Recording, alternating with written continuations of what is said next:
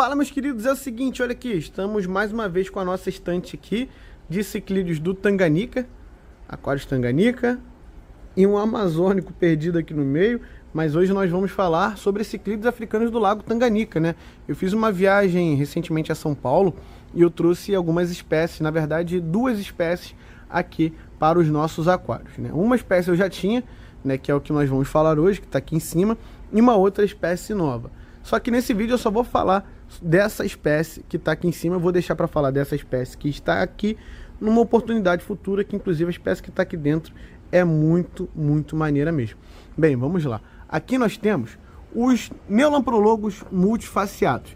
Arrisco dizer que junto aí aos Lamprologos ocellatus, né, que os famosos ocellatus gold, são os ciclídeos conchícolas mais famosos do Lago Tanganica e mais populares, né? Tem uma galera aí que procura muito esses carinhos aqui, eles são doidos para criar esses caras aqui, não pela coloração dele, não por eles serem bonitos, mas sim pelo comportamento que eles demonstram dentro do aquário. Inclusive é isso que me chama mais atenção num peixe, né?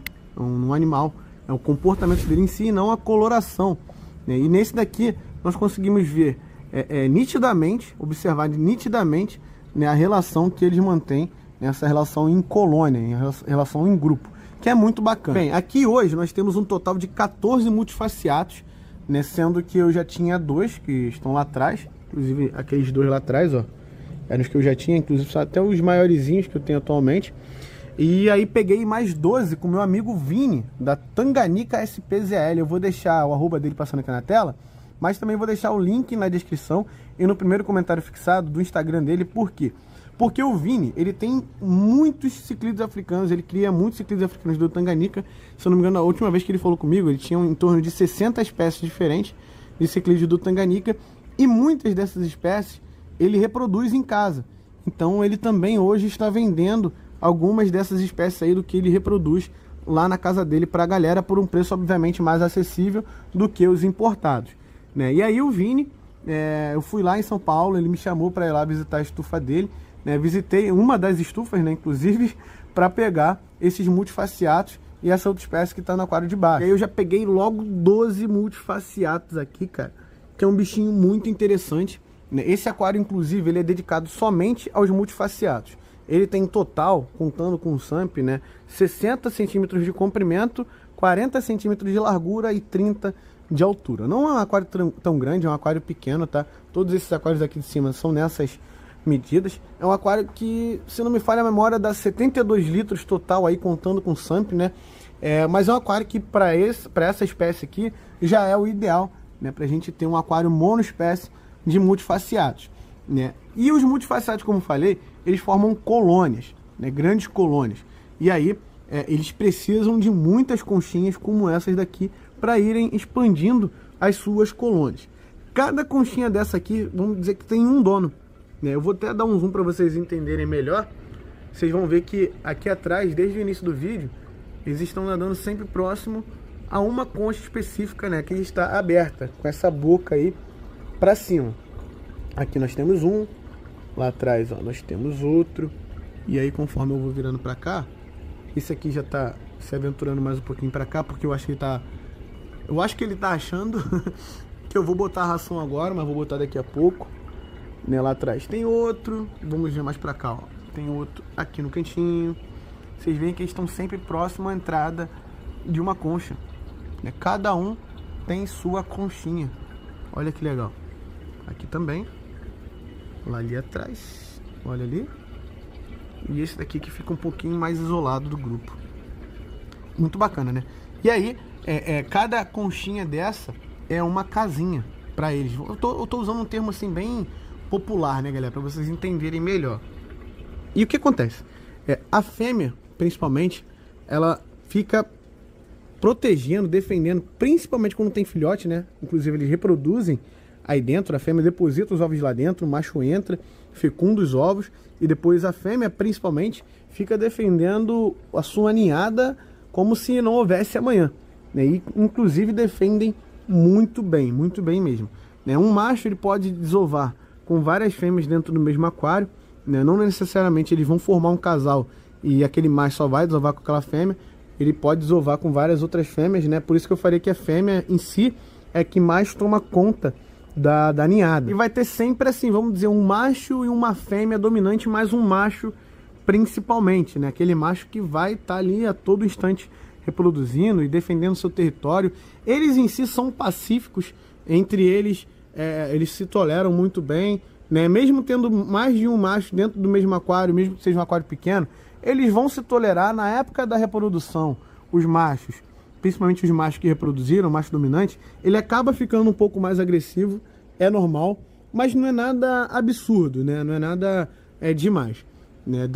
A gente consegue administrá-los bem dentro do mesmo aquário. Em relação a outras espécies, também são muito de boa mesmo. A agressividade maior está sempre entre machos da mesma espécie, né? Quando, na época da reprodução, essa agressividade acaba ficando mais acentuada, vamos dizer assim, né? Mas, de um modo geral, levando em consideração outras espécies, os multifasciatos são extremamente de boa, né? Por exemplo, você quer montar um aquário com várias espécies do Tanganica e escolher o multifasciatos como conchícola, que inclusive eu considero uma excelente escolha, né? Você vai lá colocar uma pancada de concha, um monte de concha numa determinada região do aquário, né? E esses conchícolas, né, esses multifasciatos, vão se estabelecer naquela área ali onde você espalhou aquelas conchas. Dificilmente você vai ver um multifasciatus nadando por fora desse grupo, dessa colônia, né? A não ser que seja um macho que foi expulso pelo outro macho, né? Pelo macho dominante daquela colônia, que é algo que pode acontecer,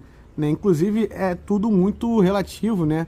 Porque, como eu falei, existe uma grande relação social, né? Uma relação complexa dentro dessa colônia, vamos dizer assim, dentro dessa mini comunidade. Então, às vezes pode acontecer coisas que a gente nem imagina que irá acontecer. E a parte mais interessante, com certeza, é esse instinto deles de querer sempre expandir a sua colônia. Então, ainda não começaram a reproduzir aqui no meu aquário, tá? Eu observo que eles ainda estão organizando, né? Inclusive, eles deixam as conchas do jeito que eles querem, né? Eles tampam algumas entradas, deixam as preferidas, vamos dizer assim, de cada um abertas. Eles vão fazendo buracos, ó. Inclusive aqui tem vários buracos, se vocês analisarem bem.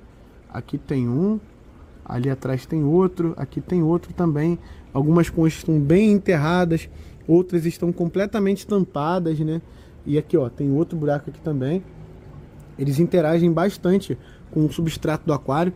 Inclusive, falando em substrato, o substrato ele precisa ser obrigatoriamente uma areia, e uma areia que não vá machucar a boca do seu multifasciatus, né? Justamente por conta desse comportamento deles de cavarem bastante. Precisa ter também uma camada generosa, né, de substrato, para que eles possam enterrar as conchas. Algumas eles tampam completamente, outras eles só deixam a entrada, a amostra, né? Acredito que aqui ainda vai rolar um trabalho aí para enterrar mais um pouco essa concha, deixar só a entrada aberta, né? Que é o que eles fazem na maioria dos casos.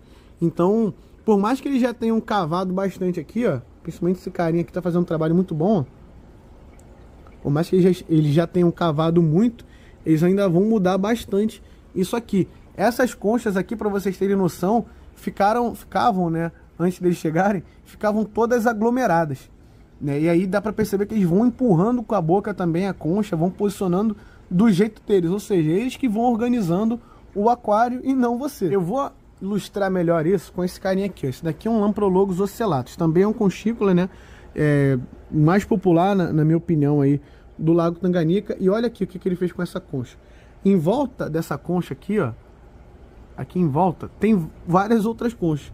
Mas olha, ele fez um buraco nessa concha, né? Em volta dessa concha, deixou a entrada aberta e fica aqui, ó, o dia inteiro defendendo essa região. Esse daqui é um macho e aquela ali, ó, acabou de ir lá para trás, acho que vocês conseguiram ver, né? É a fêmea, né? E aí ele tampa as conchas que ele não vai querer usar e deixa somente a preferida, vamos dizer assim, com a entrada aberta, até chegar o momento deles reproduzirem também. Então, eu acho que, assim, na minha opinião, essa é a parte mais interessante da gente observar os conchícolas. E vocês podem perceber que aqui nós temos uma colônia, um grupo grande, né? E aqui nós só temos um casal, porque justamente por conta do comportamento. Ainda mais no aquário limitado, o Lamprologus ocellatus, o ideal é que você coloque somente um casal. Esse aquário aqui, como eu falei, tem 72 litros, né? Mas tem que dar o desconto ainda do SAMP. Não é um aquário tão grande. Então, nesse caso aqui, o ideal é ter somente um casal de ocelotos aqui dentro. Se o aquário fosse um pouquinho maior, um pouquinho mais comprido, um pouquinho mais largo, de repente eu conseguiria ter mais uma fêmea aqui, para que esse macho pudesse reproduzir com essa outra fêmea também. Mas nesse caso aqui, o ideal é deixar somente um casal, né? E inclusive eles ainda estão se entendendo aqui dentro, tá? Eles não estão 100% entendidos, eles brigam às vezes. E também é importante a gente observar bastante, porque pode acontecer do macho mandar a fêmea morar no aquário de Jesus, né? Porque às vezes é um relacionamento um pouco abusivo deles dois, né? O macho acaba, viu? Foi só ela botar a cara ali que ele já foi em cima dela. Mas é bastante interessante de observar esse comportamento deles, né? E vocês veem que mesmo sendo conchícola, né, o comportamento de um para o outro aqui muda. Ele tem outro conchícola também, que é o Meli. Eu tenho um casal ali também. Olha aqui, um macho ali atrás e a fêmea aqui, ó. Eles às vezes brigam, mas eles já estão mais entendidos, né? Aqui, eles também já organizaram lá atrás do jeitinho deles. Acredito que em breve eles estarão reproduzindo aí nesse aquário também. Mas enfim, galera, voltando aqui ao foco dos multifaciados, né? Eu acho que a parte mais interessante é justamente essa, da gente observar esse comportamento deles em grupos, né? E aos poucos ver a hora da reprodução chegando e vê-los reproduzindo, cuidando dos filhotes, né? Obviamente, quando eles reproduzirem e já tiver alguns filhotinhos assim, de uma forma que eu possa mostrar para vocês, eu vou voltar para fazer esse vídeo, né? Atualizando e dizendo qual vai ser a minha experiência, o que eu vou fazer, se eu vou deixar, se eu tiro, se tem que intervir, enfim, né? Mas essa com certeza é a parte mais interessante da gente ter esses carinhas aqui, né, em um dos nossos aquários. Hoje, cara, um exemplar desse, um importado, é muito caro, tá? Tem uma importadora específica que está trazendo hoje aí pro Brasil, mas o importado sai aí, a unidade, o exemplar sai uns R$200, né? Mas o nacional hoje está saindo em torno de R$50 a unidade, nessa faixa aí. É um preço que já caiu bastante comparado ao que ele era vendido, né? O nacional já chegou a custar aí mais de R$100, né? Ele caiu para 80 e hoje já está custando 50. Acredito que conforme essa espécie aqui fosse popularizando, o preço dela com o tempo vai caindo mais, né? Até mesmo para poder viabilizar, né, uma colônia. O que eu recomendo aí para a galera que quer iniciar uma colônia é no mínimo 6 exemplares, para que dali você tenha grande chance de pegar pelo menos um macho ou pelo menos uma fêmea para dar início aí na tua jornada com a colônia de multifaciados. Mas uns 10 aí eu acredito que seria o ideal para dar um start legal. 6 no mínimo, 10 o ideal. Lembrando também que são ciclídeos africanos do Lago Tanganica. Eu recomendo aquários bem ciclados, né, com a ciclagem feita da melhor forma possível, aquário bem testado, pH em torno aí de 8,5 a 9,3, então um pH bem alto, dureza também é bem alta, no mínimo 14, no máximo aí 22 graus, então uma água bem dura para essa espécie. Aqui eu não tenho nada aqui no layout que altera o parâmetro de água, então eu estou mantendo com um buffer, né, buffer de pH, né, que no caso eu estou utilizando esse aqui, ó, Alkaline Buster, que é uma marca nacional, inclusive, né, tem um bom custo-benefício, rende bastante, né, ele aumenta pH e o KH, beleza? E também tem os sais. No meu caso, vou pegar aqui para vocês verem, eu estou usando esse daqui, ó, Salt African, que é da Reflowers, quase que não sai. Mas esse daqui eu estou utilizando para elevar o GH do aquário. E a dureza desse aquário aqui eu estou mantendo em 17 graus. Então, levando principalmente um pH alto, o pH dele hoje está batendo 8,8. A dureza em carbonatos, me desculpa, eu não vou lembrar agora de cabeça, mas eu acho que está em torno de 13 ou 12, é algo assim do tipo. Mas é tudo muito alto, pH, KH, GH é bem alto. Levando em consideração principalmente o pH, a filtragem tem que estar tinindo. 0,25 de amônia num aquário desse aqui já é considerado tóxico para os peixes. Então aqui tem um bom sistema de filtragem, uma boa circulação de água aí para a realidade do aquário. Também tem uma boa quantidade de mídia biológica, né? Tem 2 litros aqui de mídia biológica, até superdimensionei. São peixes que não produzem tanta matéria orgânica, né? Pelo tamanho, mas a gente não pode dar mole, beleza? A gente não pode dar mole aí. Qualquer pico de amônia já pode levar todos eles a óbito. Qualquer pico de amônia já pode fazer com que todos eles aqui vão morar no aquário de Jesus e não vai ser legal, a gente não quer isso. Temperatura, cara, temperatura entre 22 a 28 graus, tá? Aqui no meu aquário hoje, eu não, como estamos no inverno, eu procuro não brigar muito contra a temperatura. Então tô mantendo entre 23 e 24 graus, tá muito de boa mesmo. Não só esse aquário aqui, mas os outros também. É claro que no Amazônico não tem como. Aqui eu tô mantendo em 28 graus. Aqui o termostato fica bombando, né? Mas nos outros é nessa faixa aí, 23 a 24 graus. Nessa época aí de inverno, nos dias mais quentes, né? Chega a bater um pouco mais aí de 28, mas não fica oscilando tanto, né? Então a gente tem que evitar também ao máximo as oscilações de temperatura. Só que de um modo geral são peixes bem resistentes em relação a isso. A ideia aqui, vocês estão vendo conchas, uma rocha aqui no meio, algumas plantinhas, né, e mais areia, mais conchas, né? Vocês estão vendo muitos sedimentos aqui no fundo do aquário, algas, eu não tiro, eu deixo as algas aí, por quê? Porque eu sempre procuro reproduzir um ambiente mais natural possível, principalmente no que diz respeito aqui nos tanganicas. Você vai olhar aqui nesse aquário, nos outros ali que eu já mostrei, aqui embaixo também, eu tô deixando as alguinhas crescerem aí nas rochas, ó. Aqui, ó, já tá ficando bem bacana. Olha como é que estão as rochas ali já, ó. Tá ficando bem legal esse aquário aqui do Julidochromis transcriptus. Vai ficar com um efeito bem interessante. Então, eu sempre procuro reproduzir o ambiente mais natural possível para eles. É por isso que vocês estão vendo esses sedimentos aqui embaixo, né, algumas algas, até cianobactéria ali, né, e aqui em cima da rocha também. Você vai ver algumas algas até fazendo perling aí já, ó. Tem umas bolinhas ali, ó. Dá um zoom. Está dando para ver até algumas bolinhas já subindo aí. Né, eu deixo, eu não me incomodo com isso. É claro que eu limpo o vidro, né? Às vezes eu demoro só um pouco para limpar os vidros laterais, tá? O vidro do fundo, o vidro lateral, né? Esse aquário aqui já não pega tanta claridade, mas esse do outra ponta, olha só como é que já muda. Olha como é que já tem alga nos vidros dele, ó. Tá vendo? Já tem bastante alga, né? Eu procuro sempre estar limpando bem o vidro frontal para visualizar bem, né? Manutenção desses aquários eu faço uma vez por mês, né? Sempre acompanho com testes também para ver se está tudo ok. Eu gosto de fazer teste, então não me incomodo em testar a água dos aquários, né? Normalmente eu tiro um dia para testar a água de todos os aquários que eu tenho, né? Tanto aqui no Amazônico, Tanganica, quanto ali, ó, no Ciclis de Malau e no Jumbo também. Lá dentro tem um lago e o marinho. O marinho é o que eu mais faço teste. Eu não me incomodo com isso, eu gosto bastante. Inclusive, de repente, eu faço até um vídeo aí mais pra frente mostrando a minha rotina de testes aqui nos aquários. Mas é só no Tanganica que eu faço TPA uma vez por mês. Por quê? Porque eu já mantenho pH, KH e GH bem altos.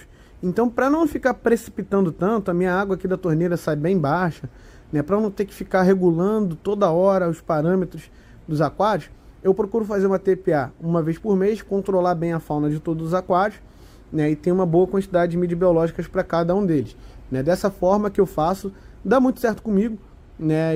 Mas só que cada caso é um caso. De repente, na sua casa, você vai precisar ter uma frequência de TPA maior, só que eu não quero nem entrar nesse assunto, que é um assunto bem complexo e polêmico também, né? Aqui embaixo, eu já faço TPA uma vez por semana.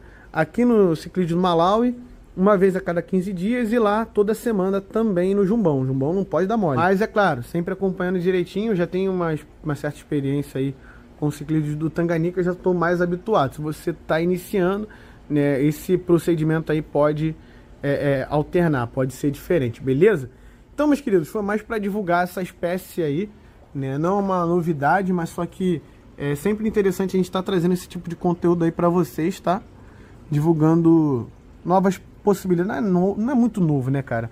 Mas tem sempre aquela galera que não conhece, né, e não entende muito do comportamento. É claro que esse vídeo aqui eu falei bem de forma superficial para vocês entenderem um pouco e manter vocês também atualizados.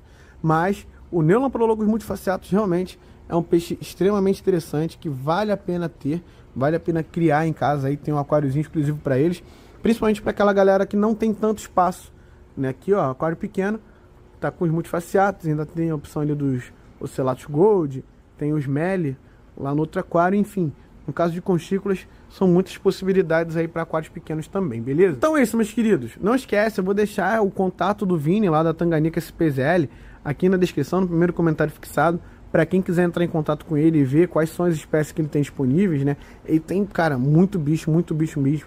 Além dos conchícolas, ele tem petrícolas também, tem arenícolas, enfim, tem uma variedade gigantesca lá de espécies de ciclídeos africanos do Tanganica disponível para vocês. Beleza, meus queridos? Então o vídeo de hoje é esse. Espero que vocês tenham curtido. Tamo junto, é nóis. Fiquem todos com Deus e fui!